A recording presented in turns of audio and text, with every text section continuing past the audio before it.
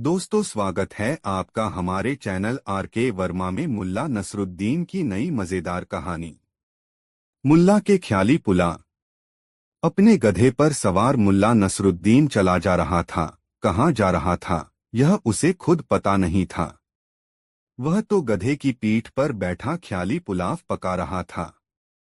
मैं 4 दुकानें खरीदूंगा, एक कुम्हार की, एक जीनसाज की, एक दर्जी की और एक मोची की। हर दुकान में 2 कारीगर रखूंगा बस। अपना काम तो सिर्फ पैसा बटोरना बस। फिर साल 2 साल में ही रईस बन जाऊंगा। मकान, हाँ मकान भी तो खरीदूंगा। हाँ, उसमें एक बाग भी होगा। बाग में फव्वारे होंगे, पेड़ होंगे, पौधे होंगे। पेड़ों पर पिंजरे लटके होंगे जिनमें चिड़ियां चहचहा रही होंगी। शादी, अरे हाँ भाई, शादी भी करूंगा। ज्यादा नहीं, बस 2 शादियां करूंगा। हर बीवी से 3 या 4 लड़के होंगे। वाह, मजा आ जाएगा। फिर उनकी शादियां। अपने ही विचारों में गुम मुल्ला नसरुद्दीन को दीन दुनिया की कोई खबर ही नहीं थी। उसका गधा किस ओर जा रहा था इसका भी उसे कोई इल्म नहीं था। वह तो बस अपने ख्यालों की दुनिया में खोया हुआ था। उसका गधा भी मालिक को लापरवाह जानकर अपनी बदकारी पर उतर आया था। सामने ही एक छोटी सी खाई पर पुल बना था, मगर वह शैतान पुल पर न जाकर दाईं ओर मुड़ गया। उसका इरादा छलांग लगाकर खाई पार करने का था, और ऐसा ही उसने किया भी। उसने अपनी चाल तेज की और दौड़कर छलांग लगा दी। उधर मुल्ला नसरुद्दीन अपने लड़कों के ख्याल में उलझा हुआ था। जब लड़के बड़े हो जाएंगे तो मैं उन्हें बुलाकर, अरे ये मैं हवा में क्यों उड़ा जा रहा हूँ, या खुदा मेरे शरीर में पंख लग गए हैं क्या। लेकिन नहीं, ऐसा कुछ नहीं था। इसका एहसास उसे तब हुआ जब वह बंदूक की गोली की भांति धरती पर आकर गिरा। उसके हलक से एक तेज चीख निकल पड़ी। उसकी आंखों के सामने सितारे से घिरकर रह गए। जल्दी ही उसे वास्तविकता का एहसास हो गया। और फिर धूल और गर्द से भरा कराहता हुआ जब वह उठा तो उसका गधा दोस्ताना अंदाज में कान हिलाता हुआ उसके करीब आकर खड़ा हो गया। दुनिया भर की मासूमियत उसके चेहरे पर झलक रही थी। उसने कुछ ऐसे अंदाज में आंखें मिचमिचाई मानो अपने मालिक से वह कहना चाहता हो कि आओ मेरे आका, फिर से मेरी पीठ पर बैठो। अबे नमकहराम, गुस्ताख, मेरे बाप दादाओं के नामालूम किन गुनाहों की सजा के रूप में इस जन्म में तेरा मेरा साथ बना है। या मेरे खुदा, इस लकड़बग्घे, न जाने मुल्ला नसरुद्दीन उसे अभी कितनी गालियां और देता कि तभी उसकी नजर वहीं एक टूटी हुई दीवार के पास बैठे कुछ लोगों पर पड़ी और वह खामोश हो गया। गरीबों का दाता मुल्ला नसरुद्दीन। दोस्तों, दीवार के पास बैठे वे सभी लोग मजलूम और जरूरतमंद थे। सभी के चेहरों पर मुर्दनी सी छाई हुई थी।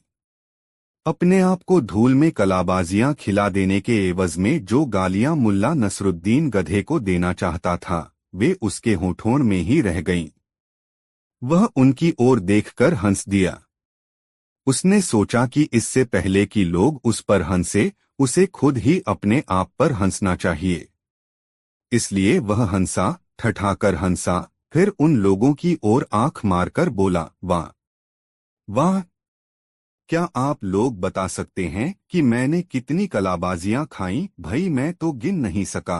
फिर हंसते हुए ही उसने अपने गधे की पीठ थपथपाई और उसे संबोधित करते हुए बोला, अरे शैतान, तुझे तुझे ऐसी शरारतें क्यों सूझती हैं? हालांकि उसका मन चाह रहा था कि इस गधे की जमकर धुनाई करें, मगर नहीं, वह चाहकर भी ऐसा नहीं कर सका और उन लोगों से मुखातिब होकर बोला, जरा सी नजर बचाते ही शैतानी कर देता है, कहकर वह फिर हंसने लगा। किंतु फिर एकाएक ही उसकी हंसी रुक गई, क्योंकि वहां बैठा कोई भी व्यक्ति हंसने में उसका साथ नहीं दे रहा था। औरतें वहां बच्चों को गोद में लिए जो बैठी थीं, वे रो रही थीं। मर्दों के चेहरे ऐसे लग रहे थे मानो वे भी रोते रहे हों और अब उनके आंसू सूख गए हों। यह सब देखकर मुल्ला नसरुद्दीन को समझते देर नहीं लगी कि यहाँ अवश्य ही कुछ दाल में काला है। आठ चेहरे पर गंभीरता का आवरण डालकर वह उनकी ओर बढ़ा और झुर्रियोंदार चेहरे और सन जैसे सफेद बालों वाले एक बूढ़े से मुखातिब होकर बोला, बुजुर्गवार, आखिर माजरा क्या है? यहाँ बैठे सभी लोगों के चेहरों पर इतनी उदासी क्यों है? और ये औरतें, बच्चों को कलेजे से चिपकाए ये औरतें क्यों रो रही हैं? इस धूल और गर्द भरी दोपहरी में क्या यह बेहतर न होता कि आप लोग अपने अपने घरों की ठंडी छांव में बैठते, वहां आराम करते?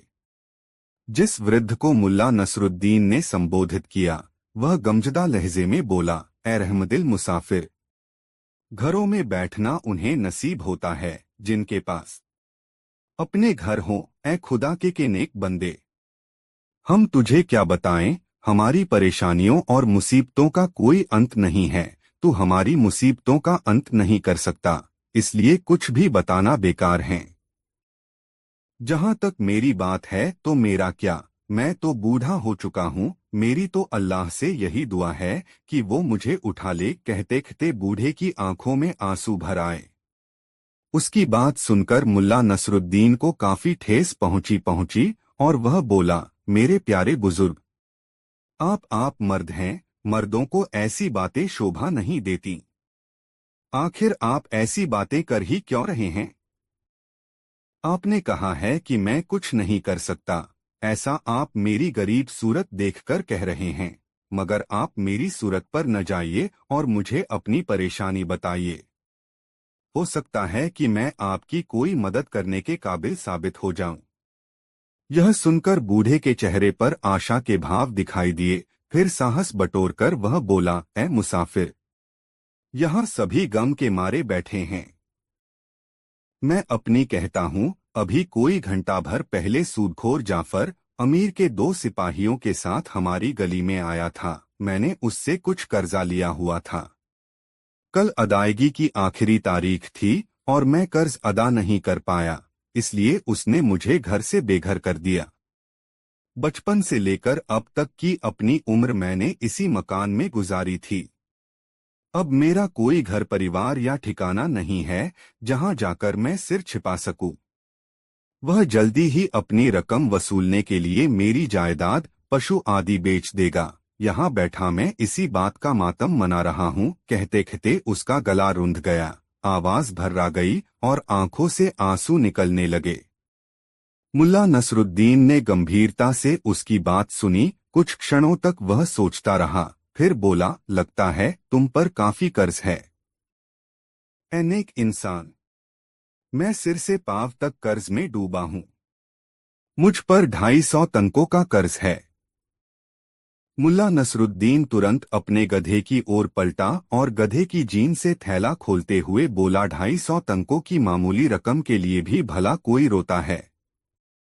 आप चिंता न करें बुजुर्गवार, यह लीजिए 250 तंके और फौरन उस सूदखोर का कर्जा चुकाइए और उसे लात मारकर अपने घर से निकाल दीजिए। फिर बाकी का जीवन अल्लाह का नाम लेकर मजे से गुजारिए। सिक्कों की खनखनाहट सुनकर वहां मौजूद सभी के चेहरों पर नया जीवन सा दिखाई देने लगा। ऐसा लगा जैसे उन्हें कोई जीवनदायी औषधि मिल गई हो। उधर बूढ़ा हैरान और परेशान था। अचंभे से उसकी आंखें फैली हुई थीं। 500 तंके, ए रहमदिल फरिश्ते, मुझे सूदखोर के 500 तंके देने हैं। ए दोस्त, इस मुसीबत में भी तुम्हें दूसरों का ध्यान है। इससे जाहिर है कि तुम एक नेकदिल और सज्जन इंसान हो। मगर मैं भी अल्लाह का नाम लेकर सवाब की राह पर निकला हूँ। ए दोस्त, मैं तुम्हें और तुम्हारे बच्चों को कल गुलामों के बाजार में नहीं बिकने दूंगा। अल्लाह का यही हुक्म है कि मैं तुम्हारी मदद करूं। फैलाओ झोली और उसकी रहमत कबूल करो। और फिर मुल्ला नसरुद्दीन ने अपने थैले का अंतिम सिक्का तक उसकी झोली में डाल दिया। उस व्यक्ति की आंखों में खुशी के आंसू उमड़ आए। फिर उठकर उसने उसे गले से लगा लिया। वातावरण का सारा तनाव जैसे हवा में मिलकर उड़न छू हो गया हो। सभी के चेहरों पर खुशी की चमक दिखाई देने लगी। तभी वह संतराश बोला, आप तो बड़े मजे से अपने गधे से उछले, और मुल्ला नसरुद्दीन के गधे से गिरने के क्षण को याद करके सभी हंस पड़े। बच्चे भी मुस्कराने लगे। मुल्ला नसरुद्दीन भी जोर से हंस पड़ा। हंसते हंसते वह बोला, अरे भाई, आप लोग इस गधे को नहीं जानते कि यह किस किस्म का शैतान है। यह एक नंबर का पाजी है। तभी बीमार बच्चे वाली औरत बोली, नहीं नहीं, इस गधे के विषय में ऐसा न कहिए। यह इस संसार का सबसे नेक और अक्लमंद गधा है। इस जैसा गधा इस दुनिया में न हुआ है और न होगा। मैं तो चाहती हूं कि तमाम उम्र इस गधे की सेवा करती रहूं, इसे खाने के लिए सबसे अच्छा अनाज दूं, इसका खुरैरा करूं, कंघी से इसकी पूंछ संवारूं। ए रहम रहम दिल मुसाफिर, इसमें गुलाब की तरह मलाइयां ही मलाइयां भरी पड़ी हैं। यदि यह उछलकर खाई या पार करके तुम्हें अपनी पीठ से गिरा न देता और सीधा सीधा पुल से गुजर जाता तो तुम शायद हमारी तरफ देखे बिना ही अपनी राह पर चले जाते। ए नेक मुसाफिर, अल्लाह के हुक्म और इसकी कोशिश से ही तो तुम हमारे लिए अंधेरे में सूरज का उजाला बनकर आए हो। इसलिए ए नेक फरिश्ते, आप इस नेक गधे को कुछ न कहो। बूढ़ा बोला, यह बिल्कुल ठीक कहती है ए रहमदिल इंसान। अपने दुहकों को दूर करने के लिए हम इस गधे के एहसानमंद हैं और तहे दिल से इसका शुक्रिया अदा करते हैं। वास्तव में यह गधा इस दुनिया का गहना है। गधों में सबसे नेक, रहमदिल, समझदार और हीरा गधा है यह। और फिर दिल खोलकर सब लोग गधे की तारीफ करने लगे। इसे सूखे आड़ू, भुना हुआ अनाज, खूबानियां और पुए खिलाने में सब बढ़-चढ़ कर हिस्सा लेने लगे। दुम फटकार कर गधे ने परेशान करने वाली मक्खियों को भगाया, फिर सबकी भेंट बड़ी ही फिराक दिली से कबूल की। माल पर हाथ साफ करते हुए टेढ़ी नजर से वह उस चाबुक को भी देख रहा था जो मुल्ला नसरुद्दीन के हाथ में लहरा रहा था। दिन डूबने वाला था, पेड़ों के साए लंबे हो रहे थे, लाल पैरों वाले सारस पंख फड़फड़ाते और कैंकै का शोर मचाते हुए अपने घोंसलों को लौट रहे थे, जहां अपनी लाल लाल चोंचे खोले उनके बच्चे उनका इंतजार कर रहे थे। मुल्ला नसरुद्दीन ने उनसे जाने की इजाजत मांगी। सबने झुककर मुल्ला का शुक्रिया अदा किया। आपका बहुत बहुत शुक्रिया कि आपने हमारी परेशानी को समझकर इस बुरे वक्त में हमारी मदद की। कैसे न करता, कैसे न समझता मैं आपकी परेशानी। मुल्ला नसरुद्दीन बोला, आज ही मेरे 4 कारखाने छिन गए हैं, जिनमें 8 होशियार कारीगर मेरे लिए काम करते थे। एक मकान छिन गया जिसके बाद में फव्वारे लगे थे, पेड़ों से लटकते सोने के पिंजरों में चिड़ियां चहचहाती थीं। कैसे न समझता मैं आपकी परेशानी, कैसे न करता आपकी मदद। पोपले मुंह वाला वह बूढ़ा, जिसे मुल्ला नसरुद्दीन ने 250 तंके दिए थे, बोला, ए खुदा के नेक बंदे, मेरे पास शुक्रिया के रूप में तुम्हें देने के लिए कुछ भी नहीं है, मगर जब मैंने अपना घर छोड़ा था तो अपने साथ में एक चीज उठा लाया था और वह है यह कुरान शरीफ। तुम इसे ही ले लो। अल्लाह की इस अंधेरी दुनिया में यह तुम्हें रास्ता दिखाने वाली रोशनी बनेगी।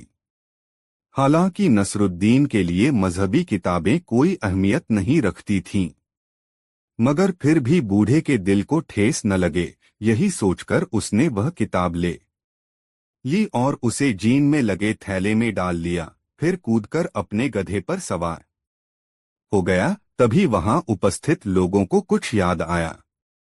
चौंककर संतराश ने पूछा, आपका नाम? कम से कम अपना नाम तो बताओ ए फरिश्ते, हमें इतना तो पता चलना ही चाहिए कि हम इबादत में किसके लिए दुआ मांगे। मेरा नाम जानकर आप लोग क्या करेंगे? सच्ची नेकी को शोहरत की जरूरत नहीं होती। रहा दुआ का मसला तो बेफिक्र रहो, खुदा के बहुत से फरिश्ते हैं जो लोगों के नेक कामों की उसे खबर देते रहते हैं। फरिश्ते ही अगर काहिल, निकम्मे और लापरवाह हुए या नर्म बादलों में सोते रहे तो आपकी इबादत का कोई भी असर न होगा, क्योंकि ईमान वाले लोगों से बात पक्की कराए बिना सबकी बातों पर यकीन करना अल्लाह के नजदीक अच्छा नहीं। अच्छा, अलविदा कहकर उसने गधे को ऐड लगाई और सरपट दौड़ाता हुआ गली के मोड़ पर जाकर गायब हो गया। दोस्तों, वीडियो को एक लाइक जरूर करें। दोस्तों, एक दिन मुल्ला नसरुद्दीन एक मौलवी के बगीचे के सामने से गुजर रहा था। मौलवी साहब एक बोरे में कद्दू भर रहे थे। मौलवी हालांकि पूरा बोरा भर चुके थे, मगर लालच के मारे उन्होंने उसमें और अधिक, यूं कहा जाए कि ठूंस कर कट्टू भर लिए। ढोने की बात तो कौन कहे, अब तो वह बोरा उनसे उठाया तक नहीं गया। आठ बगीचे के गेट पर खड़े खड़े वे सोच रहे थे कि क्या करें। कद्दू कम करते हुए उनका जी कट रहा था और इतना वजन उठाना उनके फरिश्तों के भी वश में नहीं था। तभी मुल्ला नसरुद्दीन उधर से गुजरा। उसे देखकर मौलवी साहब बहुत खुश हुए और उसे संबोधित किया, सुनो बेटे। मुल्ला ठिठके, आदाब बजा लाता हूँ मौलवी हूँ मौलवी साहब। खुदा सलामत रखे, आवाज में मिस्री सी घोलकर वे बोले, बेटे क्या तुम मेरा यह बोरा मेरे घर तक पहुंचा दोगे? मुल्ला नसरुद्दीन के पास उस समय पैसा नहीं था, आठ वह बोझा उठाने के लिए सहमत हो गया और पूछा, यह बोरा ले जाने के लिए आप मुझे कितना पैसा देंगे? लालची मौलवी उसे भला क्या देते, बोले, पैसे की बात मत करो मेरे बेटे, हम तो अल्लाह वाले हैं, हमें भला पैसे से क्या लेना देना, हमसे तो कोई इल्म ले लो, ज्ञान ले लो। जब तुम मेरा बोरा उठाकर चलोगे तो रास्ते में मजहब से ताल्लुक रखती ज्ञान की 3 ऐसी बातें बताऊंगा कि अगर तुम उन पर अमल करोगे तो तुम्हारा जीवन खुशियों से लबरेज हो जाएगा। मुल्ला नसरुद्दीन ने सोचा कि चलो धर्म ज्ञान की बातों की ही जानकारी हासिल कर ली जाए, आखिर यह भी कभी न कभी काम ही आएगी। ठीक है बुजुर्गवार, मुझे मंजूर है, कहकर उसने बोरा उठा लिया और चल दिया। मौलवी साहब की आंखें चमकने लगीं और अपनी बुद्धि पर उन्हें रस्क हो उठा कि कैसा बेवकूफ बनाया इस नौजवान को। जिस रास्ते से होकर वे गुजर रहे थे वह काफी ऊंचा था। उसके एक ओर गारा और कीचड़ था। मुल्ला नसरुद्दीन थोड़ा सुस्ताने के लिए रुक गया। कहीं मुल्ला नसरुद्दीन का इरादा ही न बदल जाए, यह सोचकर मौलवी साहब बड़े ही आत्मविश्वास और रहस्याना अंदाज में बोले, सुनो नौजवान, अब मैं तुम्हें धर्म ज्ञान की बात बताता हूँ। देखो, मेरी बात बड़े ध्यान से सुनन, क्योंकि यह बात बड़े कांटे की है।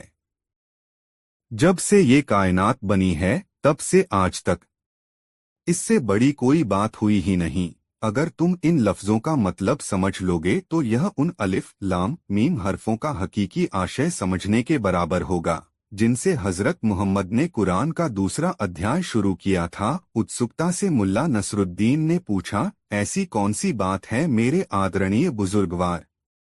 सुनो, ध्यान देकर सुनो। अगर कोई तुझसे कहे कि सवारी करने से पैदल चलना अधिक बेहतर है तो उसकी बात पर हरगिज भी भरोसा न करना मेरे बेटे। मेरी यह बात याद रखने के काबिल है, हर समय गौर करने के काबिल है, तभी तुम इन शब्दों में छिपे ज्ञान के रहस्य को समझ सकोगे। मुल्ला नसरुद्दीन की उल्लू जैसी गोल गोल आंखें मौलवी के चेहरे पर जम गईं और स्वीकारने वाले अंदाज में जल्दी जल्दी सिर हिलाने लगा। वह मौलवी के चेहरे पर ढकी छिपी मक्कारी उसकी पैनी नजरों से बच न सकी थी। लेकिन बेटे, मौलवी साहब पुनः बोले, यह बात जो मैंने तुम्हें बताई है यह उस बात के मुकाबले कुछ भी नहीं है जो मैं तुम्हें करीब 2 फरलांग की दूरी पर दिखाई दे रहे एक पेड़ की ओर इशारा करके वे बोले, उस दरख्त के नीचे जाकर बताऊंगा। अच्छा, खुश होकर मुल्ला नसरुद्दीन बोला, तब तो मुझे उस दरख्त के नीचे शीघ्र ही पहुंचना चाहिए। कहकर उसने कछुओं का बोरा उठाया और चल दिया। हालांकि वह पसीने से तरबतर था, मगर देखना चाहता था कि यह मौलवी उसे किस हद तक बेवकूफ समझता है। शीघ्र ही वह उस दरख्त के नीचे पहुंच गया और तब मौलवी बोला, बेटे, धर्मज्ञान की इस दूसरी बात में पूरा कुरान शरीफ, आधी शरीयत और चौथाई हकीकत भरी पड़ी है। इस बात को समझ लेने वाला कभी भलाई के रास्ते से नहीं डिगेगा, वह हमेशा सच्चाई और नेकनीति के रास्ते पर चलेगा। ऐ मेरे बेटे, इस अक्लमंदी की बात को समझने की कोशिश कर। यह तेरी खुशनसीबी है कि बिना कुछ खर्च किए तुझे यह बात पता चल रही है। धर्मज्ञान की वो दूसरी बात यह है कि यदि कोई तुझसे कहे कि गरीब आदमी की जिंदगी अमीर आदमी के मुकाबले कहीं बेहतर है, तो इस बात पर हरगिज विश्वास न करना। वाकई मुल्ला नसरुद्दीन ने फिर गर्दन हिलाई। लेकिन यह दूसरी बात उस तीसरी बात के मुकाबले कुछ भी नहीं है। उसकी तेज चमक सूरज की रोशनी की तरह है। उसकी गहराई यानी उसके अर्थ की मिसाल सिर्फ समुद्र की गहराई से दी जा सकती है। और वह तीसरी बात आप मुझे अपने घर चलकर बताएंगे? बिल्कुल ठीक, मेरी दो बातों ने ही तुम्हें कितना जहीन बना दिया है। मौलवी साहब खुश होकर बोले, अब जल्दी चलो मेरे बेटे, बहुत आराम कर लिया। ठहरिए मौलवी साहब, मुल्ला नसरुद्दीन बड़े शांत किंतु रहस्यपूर्ण लहजे में बोला, आपकी वह तीसरी बात जो आप मुझे अपने घर चलकर बताने वाले हैं, वह मुझे अभी पता चल चुकी है। आप अपने घर पहुंचकर बताएंगे कि समझदार आदमी बेवकूफ आदमी को बिना कोई पैसा दिए कदुओं का बोझ उठवा सकता है। यह सुनते ही मौलवी साहब आश्चर्यचकित रह गए। उनसे कुछ कहते नहीं बना। हक्के बक्के से वह मुल्ला नसरुद्दीन का चेहरा देखते रह गए। अपने घर पहुंचकर वह वाकई यही सब कहने वाले थे। अब मुल्ला नसरुद्दीन बड़ी शांति और सब्र से बोला, एक बात धर्मज्ञान की आप मुझसे भी सुनिए। मेरी एक ही बात आपकी तीनों बातों पर हावी है। मैं पाक पैगंबर की कसम खाकर कहता हूं कि मेरी धर्मज्ञान की बात इतनी आशयपूर्ण तथा चकाचौंध कर देने वाली है कि इसमें कुरान, शरीयत, तरीकत व अन्य किताबों सहित इस्लाम, बौद्ध, फलसफा, ईसाई और यहूदी धर्मों की सभी बातें सम्मिलित हैं। मुल्ला जी, मुझे सच्चाई और ईमान की तहजीब देने वाले मेरे उस्ताद जी, इस बात से अधिक जो कि मैं आपको बताने जा रहा हूं, कोई धर्म ज्ञान की बात कभी हुई ही नहीं। मुल्ला नसरुद्दीन बोल रहा था और मौलवी साहब बगुले की भांति उसका चेहरा देख रहे थे। मुल्ला नसरुद्दीन पुनः बोला, हाँ, एक बात और मेरी बात को सुनने से पहले आप अपने आप को अच्छी तरह तैयार कर लीजिए, क्योंकि यह बात इतनी भव्य और आश्चर्य में डाल देने वाली है कि इससे किसी भी इंसान का दिमाग फिर सकता है।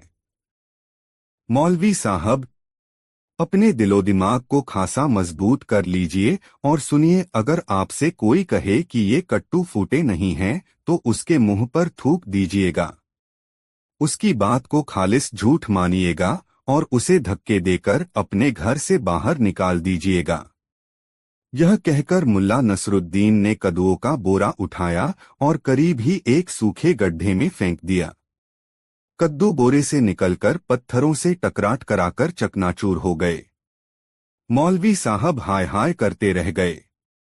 दोनों हाथ उठाकर बोले, हाय, मैं लुट गया, बर्बाद हो गया, कहकर वह कभी अपने बाल नोचते, कभी छाती पीटते। मुल्ला नसरुद्दीन से वह लड़ नहीं सकते थे, क्योंकि शरीर में इतनी जान ही नहीं थी। आंथ छाती पीटने और दाढ़ी नोचने के अलावा उनके पास कोई चारा नहीं था। फिर चलते चलते मुल्ला नसरुद्दीन बोला, मौलवी साहब, खुद देख लीजिए कि जो बात मैंने बताई उसमें कितनी सच्चाई है। मैंने आपको पहले ही आगाह कर दिया था कि धर्मज्ञान की मेरी बात सुनकर आप पागल भी हो सकते हैं। खैर, अब आप खुद अपनी हरकतें देख लें। यह सुनकर वहां बैठे लोग ठठाकर हंस पड़े।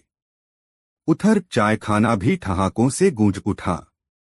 अरे, इन्होंने तो इस घटना की भी जानकारी हासिल कर ली, मगर कैसे? उस समय तो उस सड़क पर केवल दो ही व्यक्ति थे, एक मैं और दूसरा मौलवी। मैंने इस घटना का जिक्र भी किसी से किया नहीं। हो सकता है कि मौलवी ने ही इस घटना का जिक्र किसी से किया हो, या हो सकता है कि बाद में उसे इस बात का इल्म हो गया हो कि उसके कद्दू किसने ढोए थे। इधर मुल्ला नसरुद्दीन यह सब सोच रहा था और उधर एक अन्य व्यक्ति ने उसकी एक और दास्तान सुनानी शुरू कर दी। दोस्तों, वीडियो कैसा लगा कमेंट में जरूर बताएं। दोस्तों, गधे के कानों में न जाने कैसे अपने मालिक की कातर आवाज पड़ गई और वह उछलकर बड़ी ही इंकलाबी आवाज में रेंका। फिर वह खूंटा तोड़कर अपने मालिक की ओर भागा। जैसे ही वह बरसाती से बाहर की तरह लपका, वैसे ही एक बड़ा ढोल भी उसके साथ साथ आने लगा। दरअसल अंधेरे में बिना देखे भाले नसरुद्दीन ने उसे एक ढोल के कुंदे से बांध दिया था। यह वह ढोल था जिसे त्योहारों आदि के मौके पर बजा जाकर चाय खाने का मालिक अपने ग्राहकों को आकर्षित करता था। वही ढोल एक पत्थर से जा टकराया, फलस्वरूप एक तेज आवाज हुई। गधे ने पीछे मुड़कर देखा। इस बार ढोल दाईं ओर एक बच्ची से टकरा गया। फिर तेज आवाज हुई, ढम। गधे ने सोचा कि कोई शैतान उसके मालिक को छोड़कर उसके पीछे आ रहा है। अब उनकी खैर नहीं, यह ख्याल मन में आते ही वह भयभीत हो उठा और बुरी तरह रेंकता हुआ पूंछ उठाकर बाजार की ओर भागा। रास्ते में करीब 50 से 60 ऊंटों का एक काफिला चीनी मिट्टी के बर्तन और तांबे की चादरें लादे चला आ रहा था। उन ऊंटों ने बुरी तरह रेंकते और धमकने गमकने वाले इस जानवर को अपनी ओर आते देखा तो वे भी घबराकर इधर उधर भाग निकले। घबराहट और देनरतीच भागने के कारण उन पर रखा सामान जमीन पर गिर गिर कर चकनाचूर होने लगा। अजीब सी हौलनाक आवाजें वातावरण में सुनाई देने लगीं। बाजार से दूर जो लोग थे उन्होंने समझा कि बाजार में बलवा हो गया है। आथ वे जिधर मुंह उठा उधर ही भाग लिए। और फिर देखते ही देखते पूरे बाजार में ही नहीं बल्कि आसपास की गलियों में भय और आतंक छा गया। खनखनाहट, रेंकना, टिनटिनाहट, बर्तनों के गिरने की आवाज, चीख पुकार, बिल्कुल नर्क जैसा माहौल बन गया था। ऊंटों और घोड़ों के अंधाधुंध भागने से कितने ही तंबू और चायखानों की बरसातियां उखड़ गई थीं। इस खौफनाक शोर को सुनकर कितने ही लोग सोते से जाग गए थे और अधनंगे हो इधर उधर भाग लिए। घरों दुकानों में रोशनियां गुल हो गईं। भागने वाले अंधेरे में कभी किसी से भिड़ जाते तो कभी किसी जानवर की दुलत्ती खाते। दहशतनाक चीख पुकार मची हुई थी चारों तरफ। वे लोग समझ रहे थे कि कयामत का दिन आ गया है। मुर्गे पंख फड़फड़ाकर अजीब सी आवाज में चिल्लाने लगे। बकरियां और मेढ़े मिमियाने लगे थे। शोरगुल बढ़ता बढ़ता शहर की घनी आबादी तक जा पहुंचा था। शहर की चारदीवारी पर लगी तोपें दगने लगीं। शहर के पहरेदारों ने समझा कि कोई दुश्मन बुखारा में दाखिल हो गया है। महल के पहरेदारों ने समझा कि बगावत हो गई है। वहां से भी तोपें दागी जाने लगीं। शहर की मीनारों से मुल्ला सहमी हुई आवाजों में दुआएं मांगने लगे। सभी ओर अफरातफरी मची हुई थी। किसी को समझ में नहीं आ रहा था कि क्या हुआ और वह कहां जाए, क्या करे। अपने महल में अमीर भौचक कासा सिपहसालारों पर गरज बरस रहा था। मगर क्या हुआ, कैसे हुआ, यह सब केवल एक शख्स ही जानता था और वो था मुल्ला नसरुद्दीन। वह बौखलाए ऊंटों व घोड़ों से बचताबचाता उस दिशा में भाग रहा था जिधर यह खौफनाक शोर पैदा करता उसका गधा भागा जा रहा था। मगर लाख कोशिशों के बावजूद वह गधे को पकड़ नहीं पाया। उसकी यह दौड़ तब तक चलती रही जब तक कि उसके गधे और ढोल को जोड़ने वाली रस्सी टूट न गई। रस्सी के टूटते ही ढोल लुढ़ककर ऊंटों की ठोकरों में जा पहुंचा। ऊंट उससे बचने के लिए हड़बड़ी में चायखानों के छप्पर, शामियाने और खोखे गिराते चले गए। फिर ऐसा हुआ कि एक मोड़ पर अचानक मुल्ला नसरुद्दीन और उसका गधा एक दूसरे के आमने सामने आ गए। गधे के मुंह से झाग निकल रहा था और वह बुरी तरह हाँफ रहा था। मुल्ला नसरुद्दीन हालांकि स्वयं भी हाँफ रहा था, मगर ऐसे में उसने एक पल की भी देर करना उचित नहीं समझा और गधे की रस्सी पकड़कर पीछे की ओर खींचते हुए बोला, आ चल, उधर चलते हैं, यहाँ तो बेतुका शोर हो रहा है। यह देखकर उसे आश्चर्य हो रहा था कि गधे जैसे छोटे से पशु के पीछे यदि एक ढोल बांधकर छोड़ दिया जाए तो यह मामूली सा पशु भी कितनी बड़ी तबाही ला सकता है। अबे, देखा तूने क्या कर डाला। यह सच है कि ये बवाल फैलाकर तूने मुझे सिपाहियों से बचाया है, फिर भी बहुत से गरीब इस अफरा-तफरी में तबाह हो गए होंगे और उन बेचारों को संभलते संभलते सुबह हो जाएगी। खैर, अब हमें कोई ऐसी जगह तलाशनी होगी जहां हमारे आराम में किसी प्रकार का कोई विघ्न न पड़े। और फिर वह सोचने लगा कि ऐसी कौन सी जगह है जहां वे दोनों चैन से रात गुजार सकें। काफी सोच विचार के बाद वह इस निर्णय पर पहुंचा कि उसे बुखारा के एकमात्र कब्रिस्तान में ही चैन मिल सकता है। शर्तिया बात है कि वहां किसी प्रकार का कोई विघ्न नहीं आने वाला था। उसका ऐसा सोचना किसी हद तक ठीक भी था। शहर में चाहे कितनी ही गड़बड़ी क्यों न फैले, मगर कब्रिस्तान में किसी प्रकार की कोई आफत नहीं आ सकती थी। मुल्ला नसरुद्दीन ने उसकी लगाम पकड़ी और कब्रिस्तान की ओर रुख किया। इस प्रकार मुल्ला नसरुद्दीन ने अपने शहर बुखारा में अपनी वापसी का धमाकेदार पहला दिन पूरा किया। उसने गधे को एक कब्र के पत्थर से बांध दिया और स्वयं दूसरी कब्र पर जाकर लेट गया। उधर शहर में सारी रात तोपों की गर्ज, शोरगुल व चीख पुकार मचती रही, मगर वह लंबी तानकर सो रहा था। दोस्तों, वीडियो को एक लाइक जरूर करें। दोस्तों, बाजार में आकर मुल्ला नसरुद्दीन एक ऐसे चायखाने में जा घुसा जो लोगों से खचाखच भरा हुआ था। उसमें रेशमी गद्दे, देव कालीन बिछे हुए थे। उसने अपने गधे को खूंटे से बाहर नहीं बांधा, बल्कि चायखाने में ही लेकर घुस आया। वहां मौजूद लोग आश्चर्य से उसे देखने लगे। कुछ लोगों ने नाक मुंह भी सिकोड़ा कि कैसा बेहुदा आदमी है जो गधे को ही अंदर ले आया।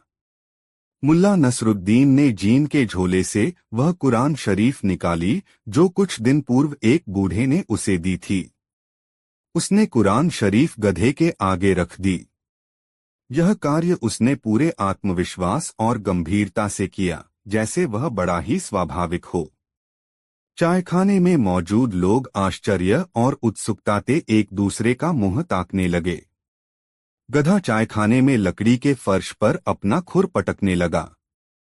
अरे, इतनी जल्दी? मुल्ला नसरुद्दीन न कुरान का पन्ना पलटते हुए बोला, तू तो जरूरत से ज्यादा समझदार हो गया है। दिन दूनी रात चौगुनी तरक्की कर रहा है बेटा। यह देखकर चायखाने का तुंदियल मालिक फौरन उठकर उसके पास आया और बोला, सुन ए भले मानुष, क्या तुझे यह जगह गधे के लाने के लायक दिखाई देती है? और तूने यह धार्मिक ग्रंथ खोलकर इसके सामने क्यों रखा है? मेरे दोस्त, मैं इस गधे को धर्म ज्ञान सिखा रहा हूँ, मुल्ला नसरुद्दीन ने बड़े ही आत्मविश्वास से कहा। हमारा कुरान शरीफ का सबक पूरा होने वाला है, अब शीघ्र ही इसे शरीयत, धर्म कानून भी पढ़ाया जाएगा। चाय वाले की आंखें फटी और मुंह खुला का खुला रह गया।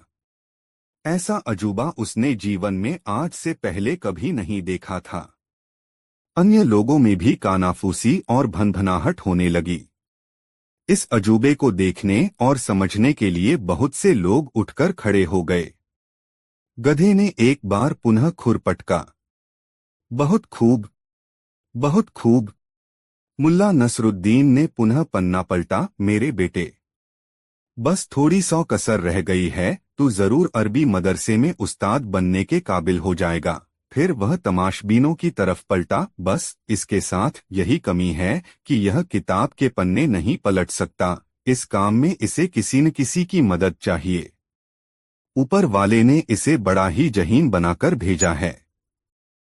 जनाबे आली, इसकी याददाश्त तो कमाल की है। अल्लाह से बड़ी गलती हुई जो इसे उंगलियां न बख्शीं। देखते ही देखते मुल्ला नसरुद्दीन के चारों ओर अच्छी खासी भीड़ जमा हो गई। अब मुल्ला नसरुद्दीन अपनी असलियत पर आ गया। समय कम था और उसे अभी काफी काम करना था। वह बोला, साहेबान, यह कोई साधारण गधा नहीं बल्कि शाही गधा है। हमारे अमीर का गधा है।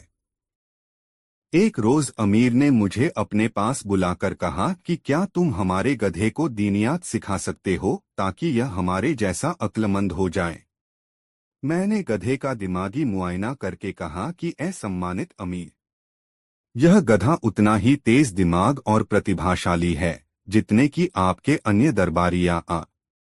मैं इसे धर्मज्ञान दीनियात सिखाने का बीड़ा उठाता हूँ और दावे से कह सकता हूँ कि यह उतना ही विद्वान हो जाएगा जितने कि आप खुद हैं, और हो सकता है कि यह आपसे भी आगे निकल जाए, मगर इसके लिए 20 साल का लंबा समय लग जाएगा। बस यह सुनते ही अमीर ने शाही खजाने से मुझे 5,000 सोने के तंके दिलवाए और कहा कि इसे ले जाओ और पढ़ाओ। यदि 20 साल में तुम इसे दीनियात नहीं सिखा पाए तो तुम्हें सजाए मौत मिलेगी। चाय वाला बोला, तो तुम अपने सिर को अलविदा कह दो। भला किसी ने गधों को भी कहीं कुरान व दीनियात पढ़ते देखा है? अरे भाई, बुखारा में ऐसे बहुत से गधे हैं। मुझे सोने के 5,000 तंके चाहिए तथा ऐसे समझदार गधे रोजाना तो मिला नहीं करते। तुम मेरा सिर कलम होने की फिक्र न करो मित्र, क्योंकि 20 वर्ष में हम में से एक नेक तो खुदा को प्यारा हो ही जाएगा, या तो मैं या अमीर या ये गधा। तब तक यह ज्ञात करने में काफी देर हो जाएगी कि धर्मज्ञान का सर्वोत्तम ज्ञाता कौन है। यह जवाब सुनकर पूरा चायखाना ठहाकों से गूंज उठा। चाय वाला तो अपने रेशमी गद्दे पर लोटपोट ही हो गया। हाँ हाँ हाँ, सबसे बड़ा धर्म ज्ञाता, अरे भाई। अचानक उसे न जाने क्या ख्याल आया कि वह एकाएक ही खामोश होकर मुल्ला नसरुद्दीन को घूरने लगा। फिर बोला, तुम कौन हो? कहाँ से आए हो? ए धर्म ज्ञान सिखाने वाले, कहीं तुम मुल्ला नसरुद्दीन तो नहीं हो? दुकान में सन्नाटा छा गया। सभी की सवालिया नजरें मुल्ला नसरुद्दीन के चेहरे पर स्थिर हो गईं। मुल्ला नसरुद्दीन कुछ पलों तक मुस्कराता हुआ सबके चेहरे देखता रहा, फिर बोला, तुम्हारा अनुमान बिल्कुल ठीक है दोस्त। मैं मुल्ला नसरुद्दीन ही हूँ। बुखारा शरीफ के नागरिकों, मेरा सलाम कबूल कीजिए। यह सुनते ही वहां खलबली मच गई। मुल्ला नसरुद्दीन, मुल्ला नसरुद्दीन। और यह बुलंद आवाज एक चायखाने से दूसरे में, दूसरे से तीसरे में, और फिर देखते ही देखते यह चर्चा पूरे शहर में फैल गई कि मुल्ला नसरुद्दीन बुखारा में आ चुका है। प्रत्येक स्थान, प्रत्येक गली कूचे में सिर्फ और सिर्फ एक ही चर्चा थी, मुल्ला नसरुद्दीन की चर्चा। दूर दूर के लोग चायखाने में आकर एकत्रित हो गए थे। ताजिक, उज्बक, तुर्कमानी, तातर, जर्जियाई वहां एकत्रित होकर जोर जोर से चिल्लाकर अपने प्यारे नसरुद्दीन, खुशमिजाज व हास्य प्रिय नसरुद्दीन का स्वागत कर रहे थे। भीड़ बढ़ने के बाद किसी ने एक गट्ठर बढ़िया किस्म की घास गधे के आगे लाकर डाल दी। किसी ने जई का ढेर लगा दिया और किसी ने एक बाल्टी साफ पानी उसके आगे रख दिया। मुल्ला नसरुद्दीन बाहर चायखाने की बरसाती में आ गया। उसने अपने चाहने वालों को सलाम करके उनका हार्दिक अभिनंदन किया, फिर एक तख्त पर खड़ा होकर बोला, बुखारा के नागरिकों, मैं आप सबका तहे दिल से स्वागत करता हूँ। आप लोगों से मिलकर मेरा मन खुशी से नाच उठा है। हम पूरे 10 वर्षों के बाद मिल रहे हैं। मैं जानता हूँ कि आपके दिलो दिमाग में बहुत से सवाल कौंध रहे हैं। ऐ मेरे प्यारे देशवासियों, मैं आपके सवालों के जवाब गीत गा गा कर देना चाहता हूँ। कहकर उसने पास ही रखा मिट्टी का एक घड़ा उठा लिया, उसका पानी फेंककर खाली किया और उसे बजा बजाकर गीत गाने लगा। मुल्ला नसरुद्दीन ने जब से होश संभाला था तब से वह अमीरों, सूदखोर आदि के अत्याचारों को गीतों के रूप में गा गा कर जनता के सामने रखता था। अपनी कविताओं और गीतों में उसने अमीर और सूदखोरों पर करारे व्यंग्य कसे थे।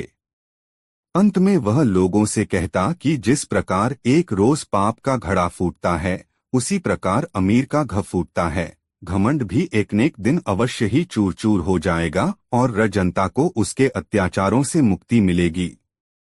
यह कहकर वह घड़े को धरती पर पटककर चूर चूर कर देता था। इस बार भी गीत की समाप्ति पर उसने ऐसा ही किया। फिर जनता से मुखातिब होकर बोला, दोस्तों, नयाज कुम्हार को सूदखोर और अमीर के बेरहम फैसले से बचाने की कोशिश करनी चाहिए, उसकी मदद करनी चाहिए। आप लोग मुल्ला नसरुद्दीन को भली भांति जानते हैं कि वह सही समय पर लोगों का कर्ज चुका देता है। क्या कोई मुझे कुछ समय के लिए 400 तनके दे सकता है? यह सुनकर एक भिश्ती तेजी से आगे बढ़ा और बोला, भाई मुल्ला नसरुद्दीन, हम गरीबों के पास भला इतना धन कहाँ है?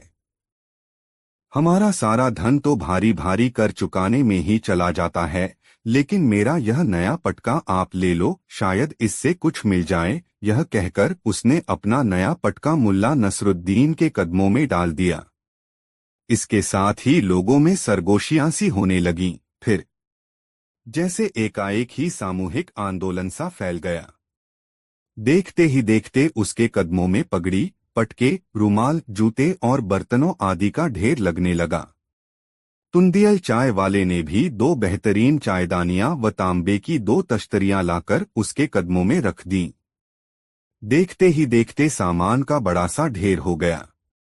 बुखारा के नेक व रहमदिल नागरिकों, मुल्ला नसरुद्दीन बोला, बस बहुत सामान हो गया।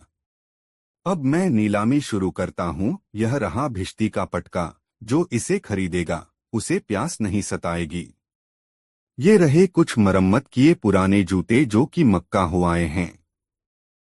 इन्हें पहनने वाले को जियारत, तीर्थ यात्रा का सुख मिलेगा। ये सभी सामान बहुत सस्ते में बिक रहा है, जल्दी करो। मुल्ला नसरुद्दीन चिल्ला रहा था, मगर जनता गुमसुम सी चुपचाप खड़ी थी। अमीर और सूदखोर के अत्याचारों से दुहकी जनता की जेब खाली थी। दोस्तों, वीडियो को एक लाइक जरूर करें। कहानी कैसी लगी कमेंट में बताएं। ऐसी और नई मजेदार कहानी सुनने के लिए हमारे चैनल द यूनिक वर्ल्ड को सब्सक्राइब जरूर करें। वीडियो देखने के लिए धन्यवाद।